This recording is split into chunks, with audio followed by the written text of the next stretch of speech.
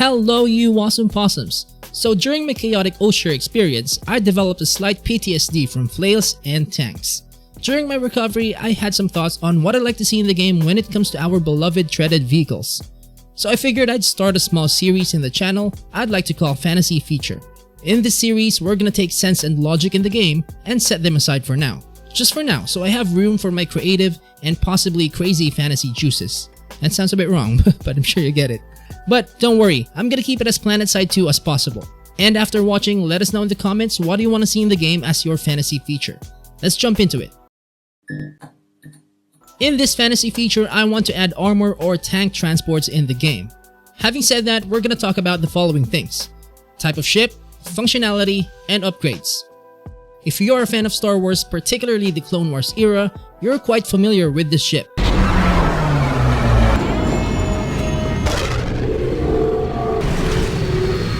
This is the LAAT gunship, or the Low Altitude Assault Transport. To briefly explain, this ship was used by the Grand Army of the Republic, led by the Senate, to transport clone troopers and armor into battle.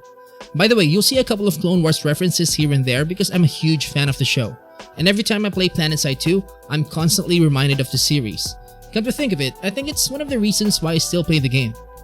Anyway, first things first, what ship will have this feature? I've thought about it, and the ship that resembles the LAAT the most is the Valkyrie. So making a new ship from scratch isn't entirely necessary. Not only is the Valkyrie an infantry transport already, but these two ships are almost identical in looks and functionality. Two cockpits, passenger compartment, weaponry, although not as much, and cute wings. I don't know why, but I do find the wings rather cute.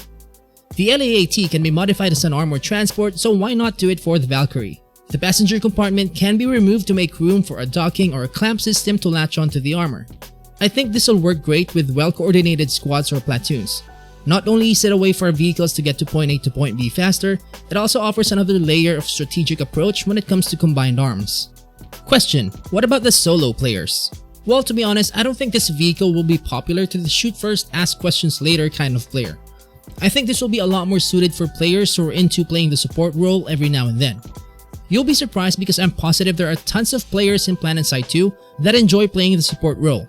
As a matter of fact, I do a Desmond Doss quite often when I play medic, meaning I just go full medic and put Dragon Ball's resurrection count to shame and revive everyone as much as I can. Even Jesus would be proud, because all lives matter in PlanetSide 2.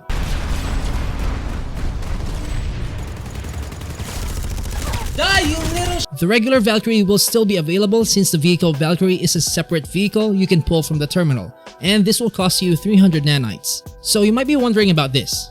So I take the tank, drop it at his feet, boom. You looking for this? This means what's to stop players from dropping tanks on the base itself or the front door? That is a good question. I've thought about this, and much like the Sunderer's no deploy zone, this vehicle Valkyrie 2 will have something similar. Instead of red zones, the pilot will see green highlights on the map indicating a drop zone with a reasonable distance from the base. So a faction can't just drop tanks anywhere like it's Space Christmas. If you're worried about mountain goats, you know, those tanks with mountains as their natural habitat, it's not a problem because drop zones will only be ground level or flat surfaces, and you can't drop tanks in midair. Once connected to the Valkyrie, the driver won't be able to leave the vehicle, but they can mark the map with a waypoint so the pilot knows where to make the drop-off. Alternatively, the driver can also signal the pilot anytime to bring him down, kinda like those pull string to stop on buses. When it comes to pickup or extraction, the driver can use a beacon and your minimap icon will change, letting your faction or nearby Valkyrie pilots know you're requesting for a pickup. What if no one's currently flying a vehicle Valkyrie at the moment? That's a good point. A tactical slot for a vehicle Valkyrie, just like the Flash, will be available for 4,500 merits and will cost maybe 20 merits to resupply. The vehicle driver can call on one as a UAV, or unmanned aerial vehicle, but this will only be possible if the player is within at least 2 hexes from the nearest base with an air vehicle terminal. This is starting to sound like a PlanetSide Uber. Well, anyway, the unmanned vehicle Valkyrie will automatically head to the driver for pickup, but not in an instant. It will still need to actually get to the player's location, meaning it is still vulnerable to attack from the ground and from the air. Should the unmanned vehicle Valkyrie make it, the driver will temporarily be able to pilot the ship normally until he decides to drop his vehicle off. After a successful drop-off, the vehicle Valkyrie will then disappear. Before we talk about the upgrades, if you're enjoying this video, please hit that like and subscribe button and I will very much appreciate it because I'm hoping to reach 500 subscribers by the end of the month. Now for the upgrades. This one's fairly simple. The standard upgrades for the normal Valkyrie are still available with the addition of another section. Here you'll be able to upgrade up to 2 levels. By default, the vehicle Valkyrie can carry a Lightning.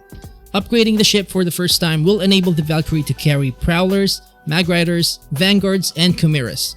Upgrading the second and final time will unlock the Colossus. Now, I didn't include the Flash and Harassers because those guys are already mobile as they are. I understand that this idea is quite a stretch, but that is what Fantasy Feature is about. Okay, so remember that sense and logic we set aside earlier? Let's now bring him back. So what do you guys think? Let me know in the comments what are the pros and cons of having a vehicle Valkyrie in the game. And that is that for today. I hope you enjoyed the video and thank you guys for watching. Until then, I will see you in the next one. Stay safe and stay awesome, possum.